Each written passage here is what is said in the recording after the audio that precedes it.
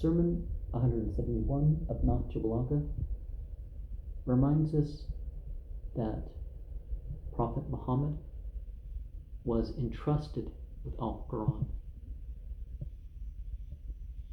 because it was known that he would be able to properly encourage people with it, properly discourage people by it. The most fitting after Muhammad to rule al-Muslimin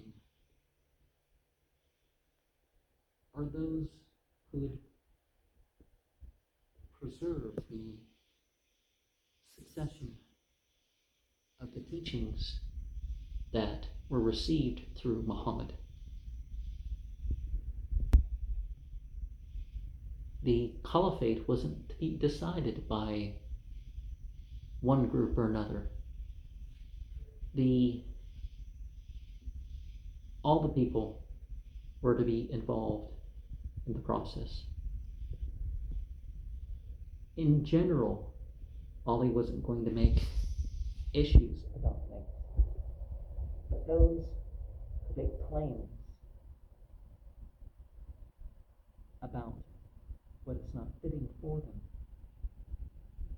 and those who aren't doing what they are supposed to do, that needs to be addressed.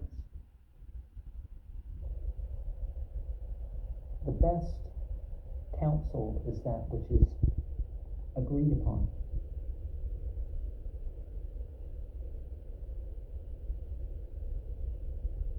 And things had opened up for fights to appear between al-Muslimin. But those who were going to persevere, those who are going to have the insight, they were going to continue to act out faith and do as they should. Worldly losses and losses of religion are not the same thing.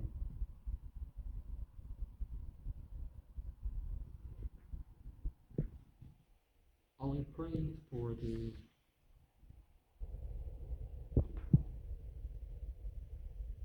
mental and emotional guidance for the people, that they don't bewail their losses, that they protect the revealed scripture. Saying 350 reminds us that when people are in charge of us, we are the ones being the oppressor when we don't obey what is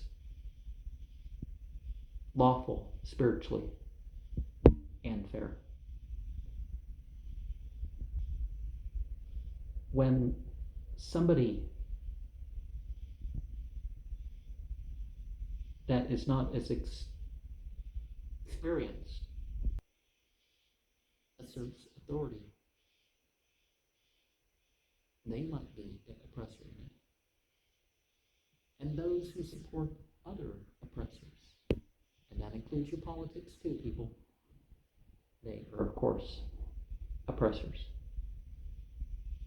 Saying 351 reminds us that regardless of the hardship,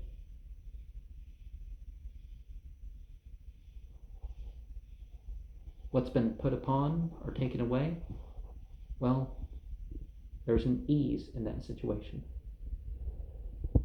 Saying 352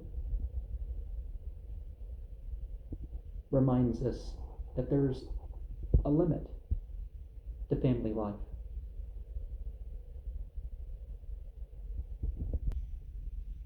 God will allow your family to be cared for if you're not paying constant attention of them. And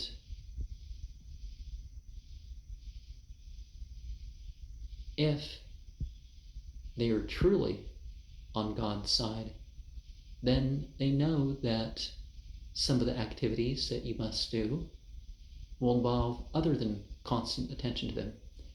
Now, sometimes, that obviously you can pray as a family. And whether you're praying at home or preferably your 5 daily prayers at the masjid, and there's other activities that you have to do, your work and all that other stuff. So, yeah.